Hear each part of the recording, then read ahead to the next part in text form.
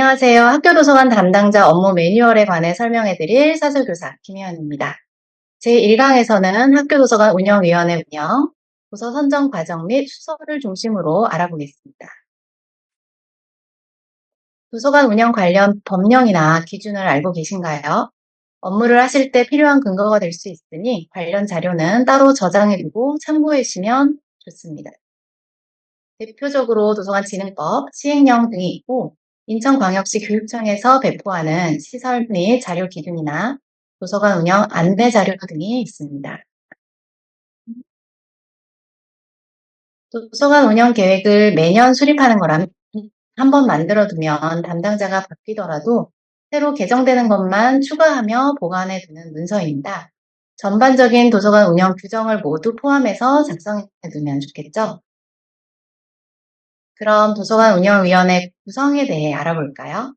일반적으로 위원장, 부위원장, 교사위원, 외부위원, 학생위원, 간사 등 10명 이내로 구성한다고 되어 있습니다. 그러나 학교 여건에 따라 외부위원인 학부모나 외부 전문가, 그리고 학생위원은 생략해도 좋습니다. 그럼 실제 초등학교의 경우부터 위원 구성 사례를 살펴볼까요? 위원장은 교감 선생님이고 부위원장은 해당 부서장입니다. 간사는 도서관 담당 교사가 되겠죠. 그리고 교사위원은 두 가지 방식으로 구성할 수 있는데요.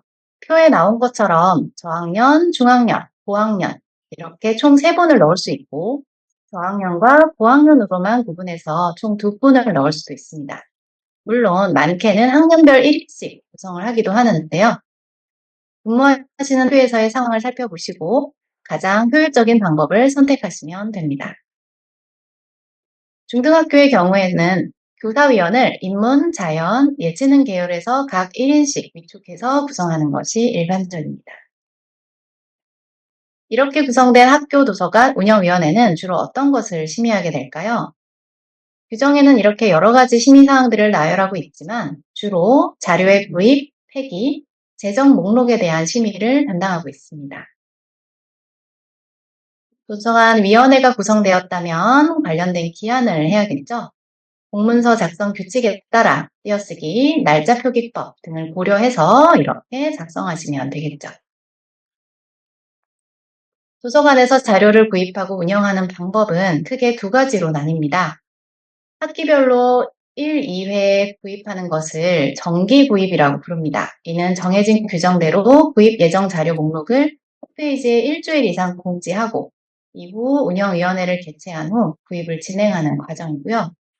그 외에 수시 구입이라는 과정이 있습니다.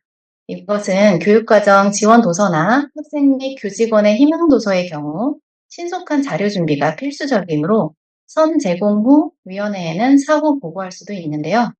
이러한 방법도 학교에서 자주 사용되고 있습니다.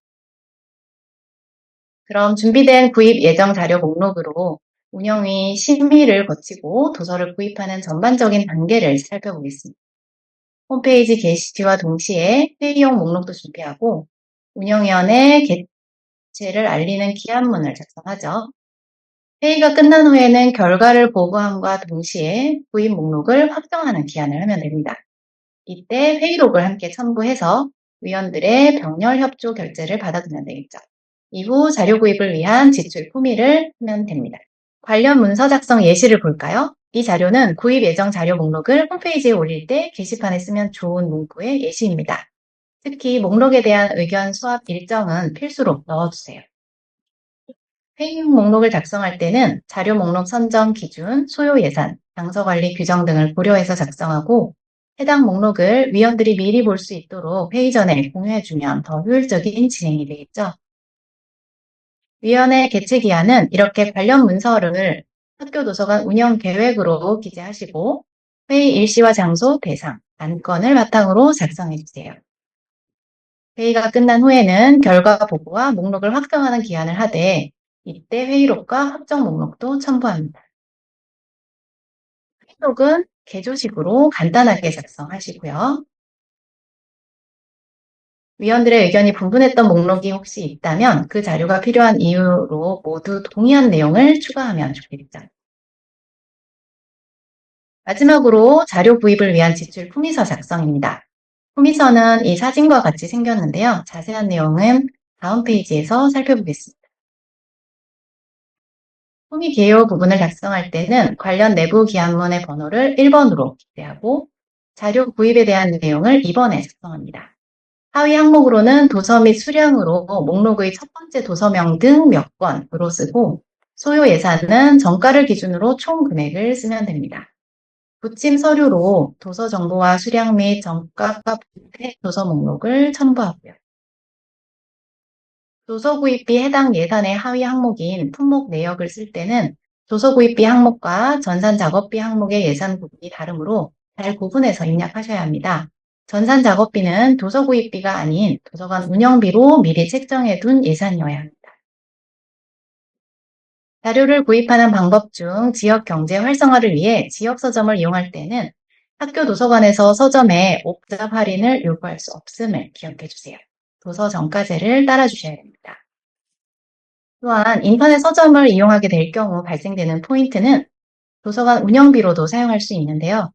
단 학교 예산 형태가 아니므로 내부 기한으로 작성을 하되 제목과 내용에 마일리지 사용을 명시하고 행정실장 협조 결제를 받아두면 됩니다. 이제 도서 선정 과정 및 수서에 대해 알아볼까요? 중요한 건 자료 확보 기준을 숙지하고 우리 도서관의 장서 현황을 확인하는 것이 먼저 되어야 합니다. 자료 확보 기준은 학급 수에 따라서도 구분이 되고요.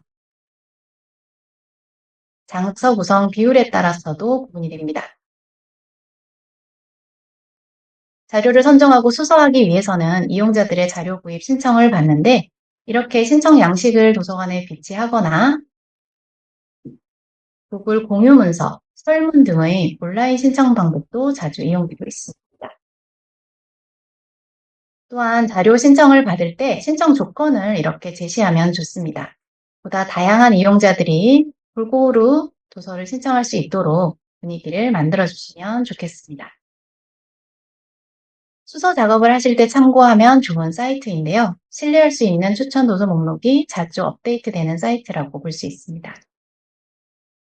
온라인 서점 사이트에서도 다양한 북트레일러 및 리뷰 등을 확인할 수 있으니 골고루 이러한 도구를 활용하면 좋겠죠. 특정 주제 관련 자료의 수서가 필요할 때 온라인 서점을 활용한 사례를 볼까요?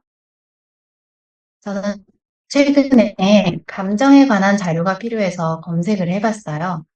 먼저 감정이란 키워드를 검색하고 분야를 청소년 소설, 시, 희곡으로 선택을 한 후 재고 상태를 체크하고 별점 4개 이상으로 선택을 해봤습니다. 그랬더니 검색 결과가 약 50권 이하로 도출이 되더라고요. 그 목록을 찬찬히 살펴보면서 책 소개 글, 목차, 전문가의 추천글, 도서 미리 보기 등을 확인한 후에 구입 예정 목록에 넣은 경험이 있습니다. 이 외에도 신뢰할 수 있는 기관의 추천 도서 중에 고르고 싶다면 국립어린이 청소년 도서관도 추천합니다. 또한 온라인 서점 사이트를 활용해서 장바구니에 담긴 내역을 엑셀로 반출하여 편집할 수 있으니 목록 작성이 편리하겠죠. 도서관 관련해서 프란시스 드루리의 명언을 잊을 수가 없죠. 도서관은 적서를 적시에 적자에게 제공하라. 도서관을 운영하면서 가장 중요한 건 자료의 최신성을 유지하고 이용자를 위한 신속한 급이라고 생각합니다. 필요한 자료를 필요한 사람이 제때 이용할 수 있도록 돕는 일은 이용자의 만족도를 높이는 데 도움이 되거든요. 제 1강은 이렇게 마무리하겠습니다. 감사합니다.